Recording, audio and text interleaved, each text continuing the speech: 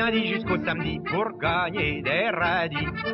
Quand on a fait sans entrain son boulot quotidien, subit le propriétaire, le percepteur la boulangère, et trimballer sa vie de chien. Le dimanche vivement, on file à nos gens, alors brusquement, tout paraît charmant.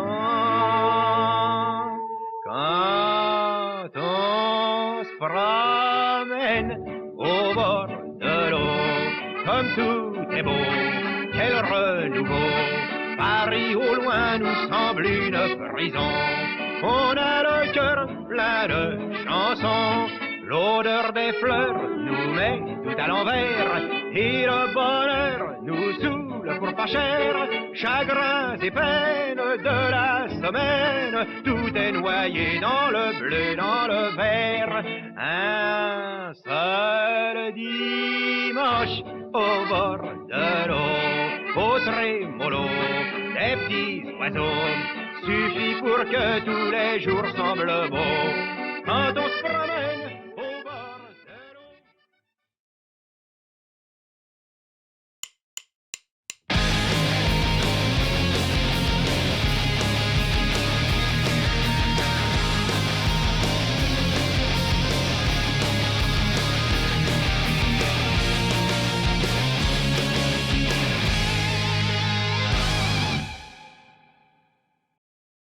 Bienvenue sur Apéro Ciné, la chaîne qui vous parle cinéma et terroir, et ça fait vraiment du bien de vous retrouver.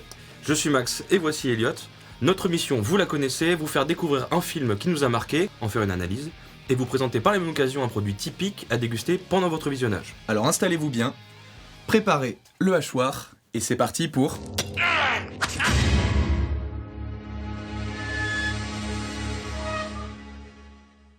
En des temps troublés, au milieu de bâtiments dévastés, un immeuble semble encore tenir debout. Ce n'est pourtant pas grâce à ses habitants, tous aussi loufoques qu'attachants, ni grâce au boucher tyrannique du rez-de-chaussée et son enseigne arborant fièrement Délicatessen.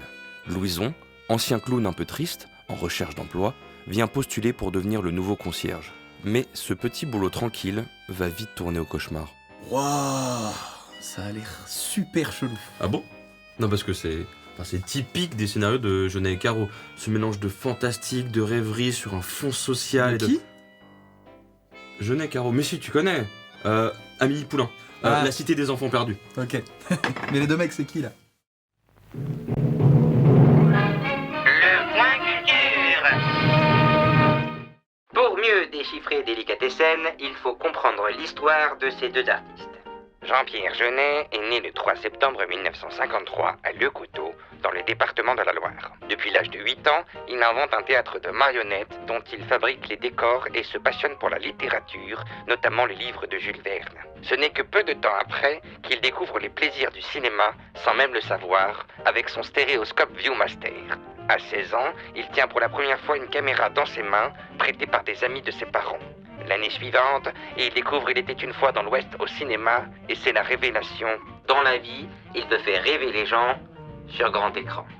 Marc Caro naît le 2 avril 1956 à Nantes.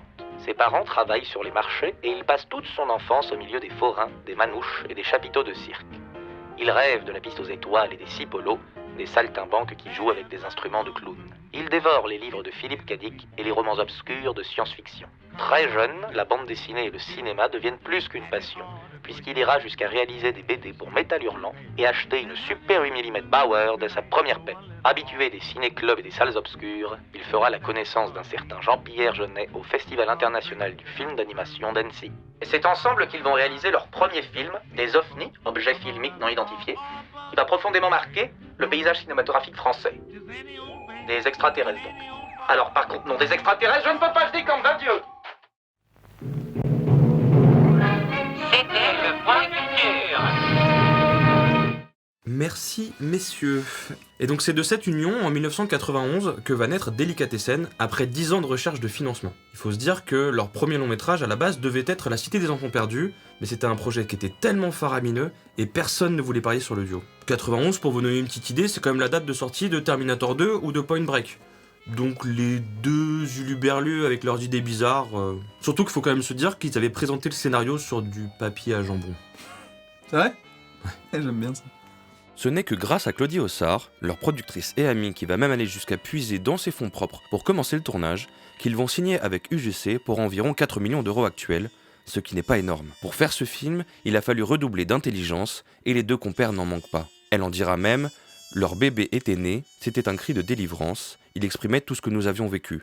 Les difficultés, les déceptions, les angoisses, mais surtout le bonheur d'avoir terminé le tournage. Tout, à première vue, tenait du miracle, mais ce n'était que création, ingéniosité et bonheur. Mais déjà bien avant la sortie de Delicatessen, notre duo de choc avait déjà fait ses preuves. S'attaquant d'abord à l'animation, avec L'Évasion en 1978 et Le Manège en 1980, dans lesquels on voit déjà se dessiner tout leur univers étrange, ils décident de se lancer dans Le Bunker de la dernière rafale, un an après. Pour la première fois, l'animation et le stop-motion laissent place aux acteurs et à la fiction. Dans cet univers où règne la folie sur un fond de guerre et de bizarrerie, ils constitueront les lettres de noblesse de leur style. Puis suivront Pas de repos pour Billy Bracco en 1984, et enfin Foutaise en 1989.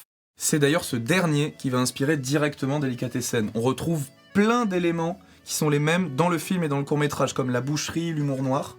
Et si je dis pas de bêtises, il y a même des acteurs qui étaient dans le court-métrage que l'on retrouve directement dans le film, comme Chick Ortega et Marie-Laure Dougnac par exemple. Donc, quand ils sortent enfin Delicatessen, c'est une putain de consécration. Ils raflent trop de prix au César.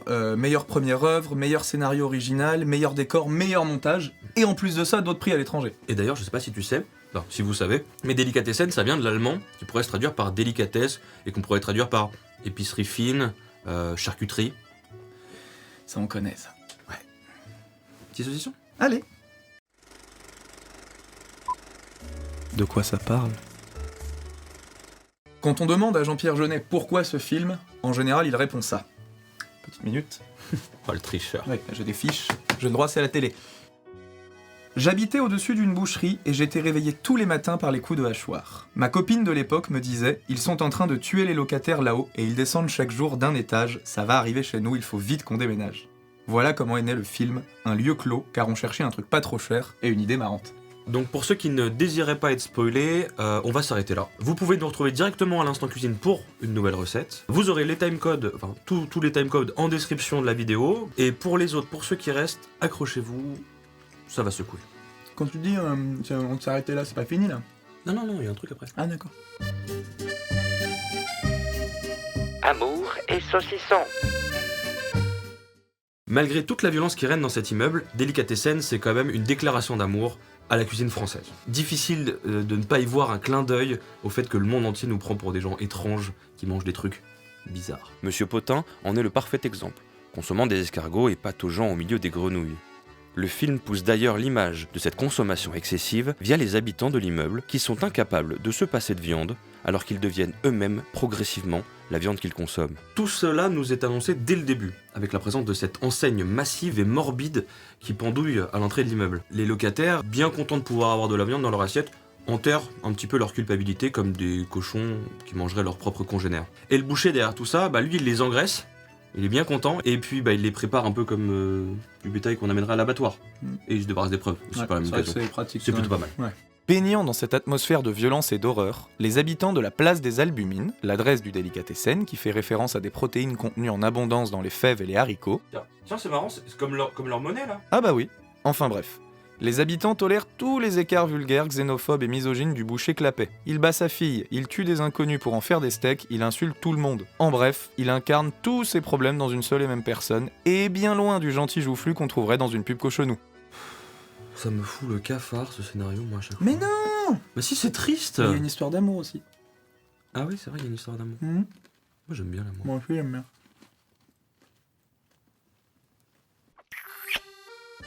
En effet, pour contraster avec la personnalité abjecte du boucher, sa fille Julie est son exact opposé. À la manière de Roméo et Juliette, Louison et elle vont développer leur amour naissant et fragile au milieu de toute cette barbarie. C'est le romantisme et la douceur, l'amour, contre l'horreur. Ils sont obligés de cacher cette attirance mutuelle le plus possible aux yeux de tous, donnant parfois lieu à des situations cocasses, venant désamorcer toute cette tension. Faire rire du malheur et faire peur de l'amour, c'est un petit peu ce que veulent nous faire comprendre les deux réalisateurs. Le but, c'est un peu d'opposer ce côté froid et brutal avec la poésie, la timidité et la douceur de l'histoire d'amour des deux personnages. Malgré tout, cette naïveté ne reste pas bien longtemps à l'écran, en témoigne la scène de sexe suggérée entre le boucher et Madame Plus, ou le sous-entendu malaisant de la sonnette de Madame Interligator titillée par un des frères Cube, à la manière d'un clitoris ou d'un téton. Ouais. Ce ne sera pas d'ailleurs la dernière fois que Jeunet et Caro nous montrent cet attrait insolite pour le sexe, comme par exemple la fameuse scène d'Amélie Poulain qui compte les orgasmes, ou l'histoire d'amour à moitié tendancieuse entre Ron Perlman et la petite fille dans la Cité des Enfants Perdus. Mais pour en revenir à Delicatessen, le traitement du cannibalisme n'est pas du tout anodin, puisqu'il rentre en résonance avec toute cette thématique de la résistance végétarienne dans le film. Derrière tout ça, on peut voir aussi la scène de l'inondation de la salle de bain comme un genre de déluge biblique qui viendrait détruire la moitié de l'immeuble, éradiquer la faim et chasser le mal. La guerre des steaks. À cause de ce recours à l'anthropophagie et à la nécrophagie, tout un système de rationnement est mis en place comme en période de guerre. L'argent est ici remplacé par du troc de maïs et de pois séchés, voire par d'autres faveurs, en témoigne l'arrangement sexuel entre le boucher et Mademoiselle Plus. La peur règne naturellement dans cet environnement dévasté en proie à la tyrannie de Clapet sur son immeuble, le seul qui tient encore debout. Louison est trop maigre, mais ils ont besoin de manger de la chair fraîche. Le quasi-huis clos donne un aspect étouffant. Est-ce que ce sont les derniers êtres humains ? Qu'est-ce qu'il y a à part cet immeuble ? En effet, beaucoup de choses font penser à un pays dévasté par la guerre. Le système de troc que nous évoquions juste avant renforce l'aspect rationnement et renvoie aux grandes familles. Le quasi-huis clos qui en résulte donne un aspect étouffant aussi bien à l'image que dans le comportement tyrannique du boucher. Ce dictateur improvisé permet au film d'aborder toute la facette révolutionnaire induite par les troglodytes. Ce segment presque politique prend position sur l'histoire, et en l'occurrence la Seconde Guerre mondiale, avec les méchants, les collabos, les résistants, enfin tout ce qui se passe dans un système totalitaire. Les opposants au régime servent d'exemple. Parce que si on y réfléchit bien, les troglodytes sont des résistants végétariens au régime, et le facteur, représentant l'autorité du boucher avec son flingue et son manteau en cuir, ressemble à un agent de la Gestapo. Tiens, je vais me prendre un petit bout de fromage, moi. Ah oui, vas-y, tiens, je t'en prie. Effectivement, il y a plein d'autres éléments qui nous rappellent justement cette période historique. Les costumes et les coiffures présents dans le film sont très années 40, et les couleurs, oscillant entre le jaune et l'orange, imitent presque les teintes sépia. La notion de résistance devient même obvious quand on voit apparaître à l'écran le journal titrant « Les temps difficiles », comme le ferait un journal de la résistance. Ou bien le poste de radio crachotant quelques messages codés. Les troglodytes, comme les héros de la Deuxième Guerre mondiale, sont pourchassés et diabolisés par la propagande. N'oublions pas non plus le procès du criminel de guerre Klaus Barbie, qui eut lieu seulement 4 ans avant, laissant encore de nombreuses séquelles sur les Français. Et je sais pas si tu le savais, mais il était surnommé le boucher de Lyon. Boucher ? Il était pas nazi ? C'est pour nous, je crois. Allô ? Ah. D'accord. C'était notre avocat, et on est un poil trop proche du point Godwin. C'est à prévoir. D'ailleurs, les réalisateurs ne précisent jamais la véritable temporalité du film. Est-ce que nous sommes en pleine Uchronie ou bien dans un après-guerre post-apocalyptique ? Le brouillard autour de l'immeuble empêche bien évidemment de voir plus loin. L'idée serait-elle alors, dans les thèmes abordés, de retrouver ce petit plus du réalisme poétique avec les influences de Renoir, Duvivier, René Clair, Marcel Carné par exemple ?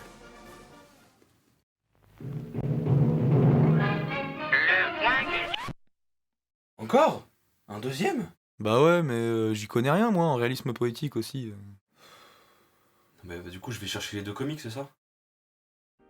Le réalisme poétique est un mouvement cinématographique français des années 1930-1940. Il a pour sujet une situation dramatique réaliste, filmée souvent très frontalement et qui décrit une société française d'entre-guerres. De par une mise en scène des corps et des dialogues teintés d'onirisme, les personnages représentés sont souvent des marginaux, des soldats ou des ouvriers. En effet, ce cinéma dit de gueule s'appuie sur de nombreux acteurs non standardisés et plus proches de la réalité. Pour ne citer que, on pense tout de suite à Jean Gabin, Michel Simon et Raymond Emos. Des beaux gosses. Et niveau gueule cassée, entre Dominique Pinon et Jean-Claude Dreyfus, nous sommes servis. On est servi. L'utilisation de focales courtes par nos deux saltimbanques dans Delicatessen, qui vient déformer les visages, est d'ailleurs un hommage rendu à cette période, et ça donne parfois des choses un petit peu rigolotes. Un peu comme ça.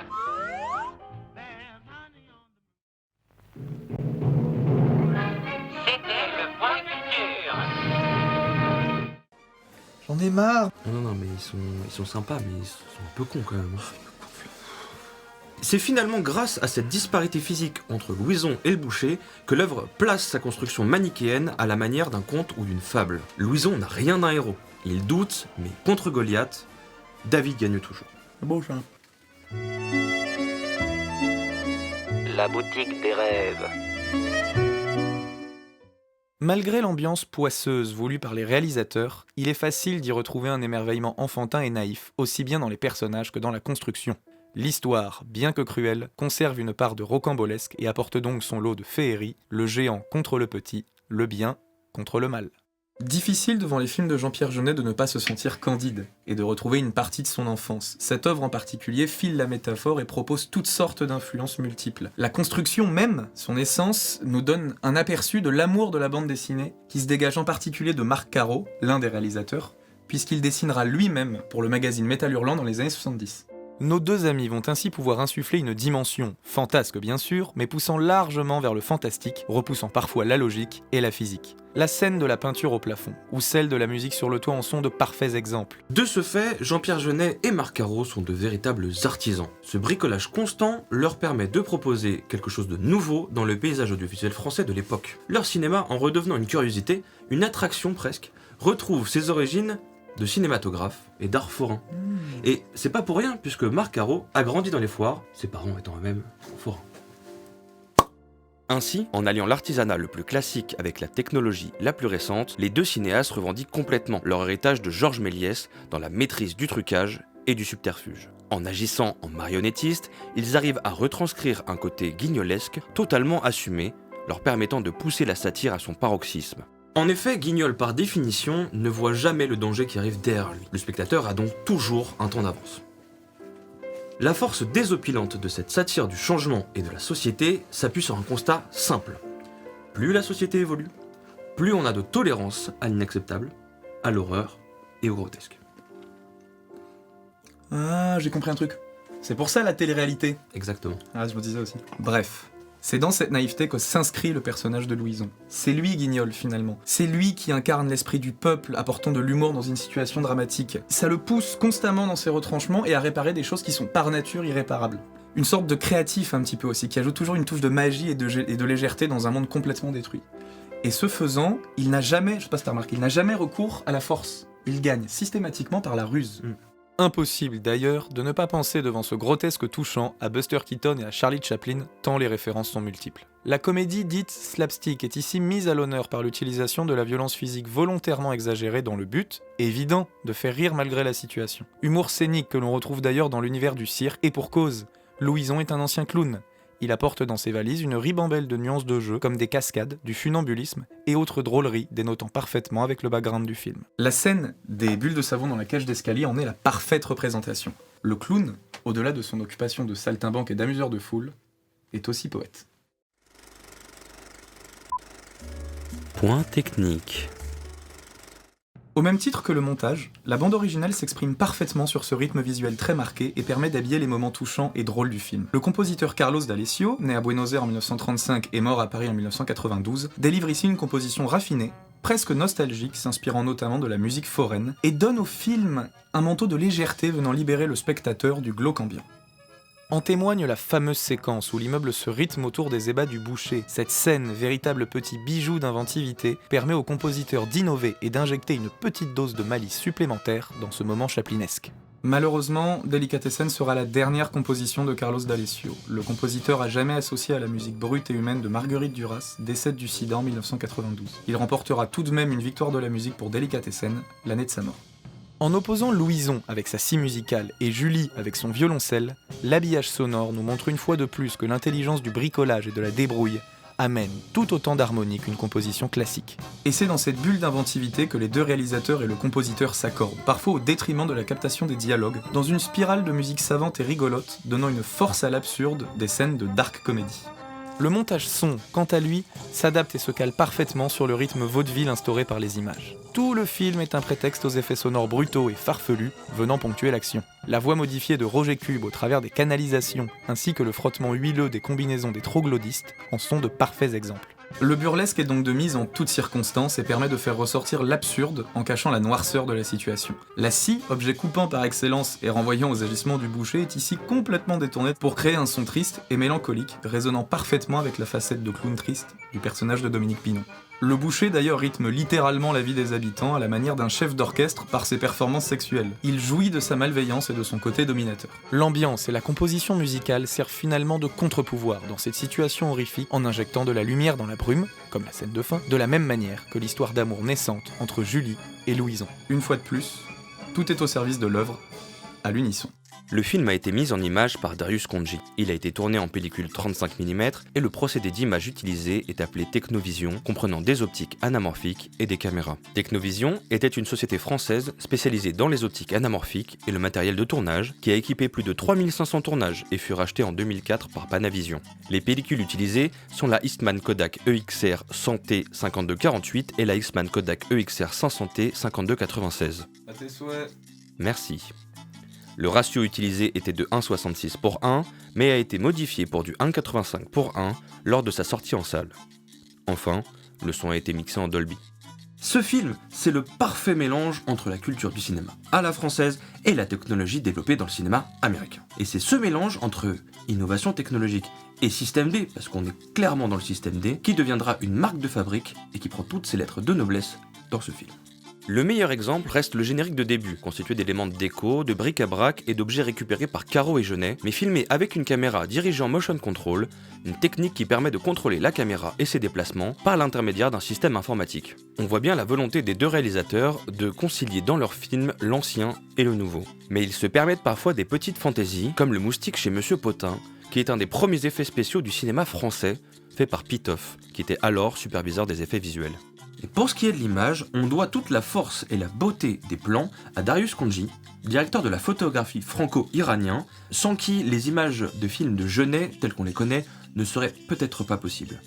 La première chose frappante sont les cadres surtravaillés qui cherchent toujours plus de nouveautés et de loufoques. Des angles improbables, des jeux sur les mouvements de caméra et l'utilisation de courtes focales déformantes. Cette patte, instaurée dans leur cinéma, ne ressemble à aucune autre. Jean-Pierre Jeunet dira « Chez moi, le choix des cadrages a toujours été primordial, d'où l'usage du storyboard. Ensuite, vient le travail sur la couleur. J'aime naturellement les couleurs chaudes parce qu'elles induisent une espèce de chaleur chez les personnages. » Si on y réfléchit bien, c'est vrai que ces teintes jaunes, orangées, rougeâtres dans ce film sont extrêmement reconnaissables et surprenantes. Mais pourquoi faire ce choix ? On pourrait se poser la question. En plus de donner, il est vrai, de la chaleur aux personnages, elles induisent naturellement quelque chose de glauque, de suintant, de poisseux, on pourrait dire. Comme si on avait passé la pellicule dans un bain d'huile. Et c'est d'ailleurs assez drôle de voir que les troglodytes, pendant le tournage, étaient sans arrêt badigeonnés d'huile pour leur donner ce côté luisant. Ces teintes, nous les devons à Darius Khondji, qui s'est inspiré de Vittorio Storaro. Mais c'est Storaro à qui on doit l'image dans par exemple Apocalypse Now, Café Society, Little Buddha ou Le Dernier Empereur. Ah oui, donc c'est pas Joel Clodo quoi. Ah non, pas vraiment, non. Il s'est inspiré des techniques de développement de pellicule de Storaro pour créer un effet qui consiste à accentuer les noirs et atténuer toutes les autres teintes, sauf le rouge et le jaune, pour retrouver le contraste du noir et blanc, mais en couleur.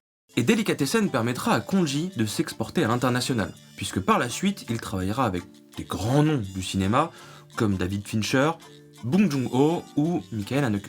Et d'ailleurs, monsieur Khondji, si vous cherchez quelqu'un pour votre prochain tournage...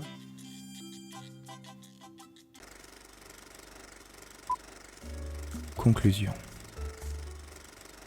Delicatessen se trouve être au final un véritable petit bijou d'intelligence et de créativité. En alliant bricolage et subterfuge, il aura su imposer son innovation malgré un budget relativement faible et même carrément restreint. C'est justement ce bric-à-brac d'astuces et de système D qui en fait tout son charme. Thierry Frémaux, qui est le délégué général du Festival de Cannes, dira même pour le site Fais pas genre, Delicatessen fait partie des films qui ne pourraient plus être faits aujourd'hui. Rares sont les œuvres aujourd'hui faisant preuve d'un aussi pur graphisme nacré et d'une telle poésie ambiante qui n'entache jamais la violence traumatique de son récit.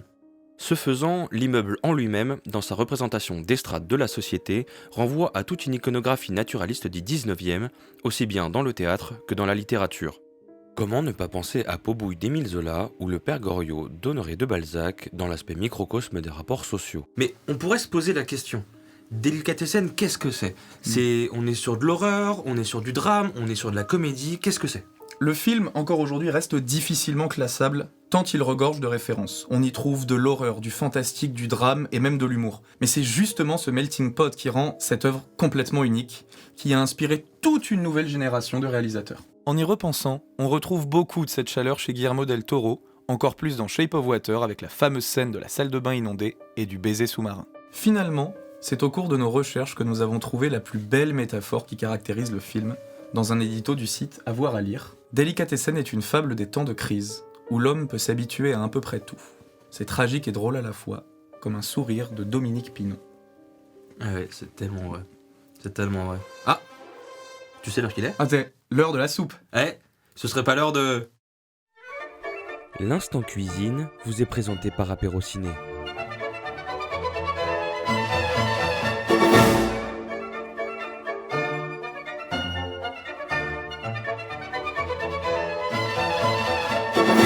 Et oui, c'est le moment que vous attendez tous. L'instant cuisine, la fameuse recette. Alors je sais qu'il y en a 2-3, bon, qui n'étaient pas persuadés du premier épisode parce que c'est vrai qu'on n'avait pas trop monté la recette. Mais On montre un peu plus là quand même. Là, cette fois-ci, vous avez tout de décrit, vous avez toutes les images pour la faire à la maison. Et d'un puis niveau c'est de qualité. exactement. On s'est tellement amusé à le faire. Exactement. Génial. Et c'est beaucoup plus facile aussi, vous allez voir. Je crois qu'on l'a assez répété, le film d'aujourd'hui, du coup, c'est Délicatessen. Thème de la boucherie, thème des abats, il y a Ouais. un peu de tout quoi. Donc qu'est-ce qu'on a fait? On a fait un melting pot de tout ça. Et On est resté sur de la viande, hein, Ouais. avant tout. Et du coup, on va vous proposer aujourd'hui une terrine, ouais. une vraie terrine Terrine maison. artisanale de campagne maison. Exactement, basée sur une recette de sa mamie en plus. Attention, cette fameuse terrine, Elle est là. la voici. Hop. Et alors, Elle est tellement belle. c'est la première fois qu'on l'ouvre, parce on voulait l'ouvrir aussi avec vous. C'est la première fois qu'on la voit. C'est génial. Oh, elle est si belle. Et elle nous donne monstrueusement envie, Ouais. hein, Ah, on dans est sa bien petite d'accord. crépine là. Ouais, Petits exactement. champignons. Donc, comme je vous disais tout à l'heure, si vous voulez voir, si vous voulez comprendre comment on fait une terrine, et surtout basée sur cette recette-là, et Regardez. regardez. Oh, c'est 200 grammes de bœuf, ça je reconnais. Ouais. 200 grammes de bœuf, 200 grammes de veau, Ouais, c'est du veau ça. hachés les deux, hein. Ouais, ouais. Joue de porc. Voilà, 200 grammes pareil de jus de porc. Alors, on détaille bien, on fait des petits morceaux, c'est C'est important. bien. Aïe, oula, ça Tu t'es blessé un petit peu. ouais, ça fait mal ça. Les gens le savent pas, mais souvent le cinéma c'est vachement. Alors là, on détaille. Alors, un petit peu de beurre, on fait brosser revenir... les champignons, enlever la terre, c'est important. ça. Ouais, 200 grammes de champignons, hein, à peu près comme ça. Là, on Alors, était sur on de la girole. on est sur la girole, tout à fait. Persil frais, c'est mieux. Hein. Voilà. Bon, pain de mie haut, alors c'est pas le plus On est sur reluisant. 4 tranches, 5 Quatre tranches quatre de pain de mie. quatre Ouais. tranches de pain de mie. Voilà, qu'on vient imbiber complètement d'eau, ça va donner un liant. Hein. Donc une fois qu'on a mis toutes nos viandes, qu'est-ce qu'on fait, Elliot? Qu'est-ce qu'on fait? Là, il faut malaxer. Alors là, on malaxe, Là, il faut doucement, malaxer. gentiment. On incorpore le pain. Voilà. Exactement. Et le but, c'est de faire. Voilà. Allez, Allez. les champis aussi, On met- alors. On met nos champignons dedans, on vient malaxer. Ah, on malaxe, c'est important. On fait un truc bien homogène. Le du persil. Toujours du persil. Ouais. Le persil frais, c'est beau quand même. Ça fait Et puis plaisir. c'est bon. Ouais, puis c'est très C'est bon. persil. Alors oui. une fois qu'on a tout ça, 5 œufs. 5 œufs, ouais. Donc Et 1, 2, deux, 3, 4, 5. Voilà, on vient malaxer. C'est dégueu à faire à la main, je vous le dis. Hein. 2 gousses d'ail. 2 gousses d'ail, hein, c'est Ouais. ça. Hein. On est Cumin. sur du... Noix de muscade, Ouais, noix de muscade. piment d'Espelette, tout à fait. poivre et sel. Voilà, un petit peu près ce qu'on a. Vous mélangez bien le tout. Ah. C'est pour maintenant ça ou Bah oui, petite cuillère dedans. petite cuillère, on boit pas dans des verres? Pour mettre dans la terrine. Ça marche aussi. Voilà. Allez, 2 petites cuillères d'Armagnac, ce sera meilleur dedans. Un petit peu d'Armagnac, c'est toujours... vachement séduisants les deux. Bah ils sont... Ouais, ils sont plutôt beaux. Ouais, ils sont plutôt beaux pas mal. Ouais, ouais. Deux cuillères alors, 2. Oh, comment ça sent bon! Et une fois qu'on a fait tout ça, on vient chercher un plat à C'est terrine, mieux. tout à fait, qu'on vient barder. Avec donc, de la barde. exactement. Ouais. Le mieux, si vous pouvez trouver, c'est de la barde de porc et de la crépinette. Ouais. Si vous allez chez le boucher, en général, vous lui demandez ça, il sait ce que c'est. C'est cette espèce de filet qu'on met par-dessus là. Et voilà. Et en fait, vous mettez tout ça dans le plat à terrine, c'est ça hein? Ouais. Bardé, C'est ça. crépiné. Exactement. Ça va éviter que ça sèche. Si vous n'avez pas ni de barde ni de crépine, vous pouvez toujours mettre du papier sulfurisé. Vous le chemisez dans du papier sulfurisé en fait. Exactement. C'est pas mal. Et après, on vient mettre le tout au four et bah jusqu'à ce que ça cuise. Et au bain-marie surtout. Ne mettez pas le couvercle du plat, ça servira à rien parce qu'en fait la crépine va déjà en soi Protéger garder un le petit jus. Et Donc on est sur du quoi, 180 chaleur tournante et plutôt 200 four traditionnel. voilà, et on est sur au minimum 2 bonnes heures. Ouais, au minimum de bonnes heures. Ouais, vérifiez que ce soit bien cuit, faut pas que ce soit rosé, hein, c'est Vous important avec plantez le porc. un couteau et il faut qu'il ressorte complètement sec. Et une fois que vous coupez des tranches, il faut que la couleur soit complètement uniforme à l'intérieur. C'est très bon. C'est délicieux. Et voilà, on vous met tous les ingrédients juste devant vous. Ouais. C'est vrai qu'on s'est bien amusé à la faire celle-là comme c'était génial. recette. C'était vraiment cool à faire. Très sympa. Et puis moi, c'était la première fois que j'en faisais une.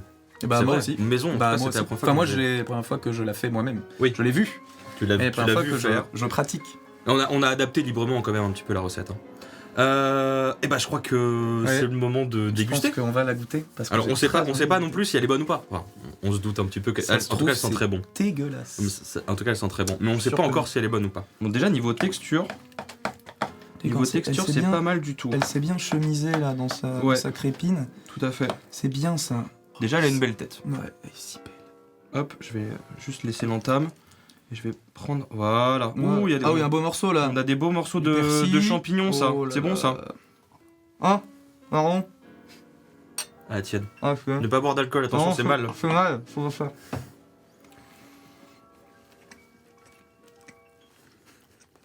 Oh putain, c'est de la balle. C'est de la grosse. C'est trop bon. Il manque un poil de sel quand même. Ouais, un peu. Un peu Juste de un sel. poil. Mettez Bon. un peu plus de sel, Mettez un peu plus de sel. Mais, Ouais. carrément. On a quand même un peu le champignon, on a quand même un peu le persil. Et bah, Apéro Ciné, c'est fini pour aujourd'hui. J'espère que ça vous a plu. En tout cas, nous, on s'amuse toujours autant à le faire.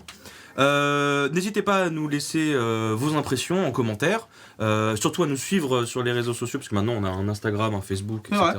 c'est À vrai. nous suivre sur les réseaux sociaux, à partager, à liker, enfin, on vous fait confiance. Et surtout, n'oubliez pas de manger trop gras, trop sucré, trop salé. Allez, salut. Allez, salut, à la prochaine. Pas mal, hein. Ouais, moi j'aime La bien. grosse balle, Mais c'est vrai que les 3 viandes en question, c'est bien. Pour faire un peu comme le boucher clapet, justement. La On prochaine pourrait le fois. faire avec des humains? Ouais, bah avec les tecos. On les bute, on fait une terrine. Elles ont l'air vachement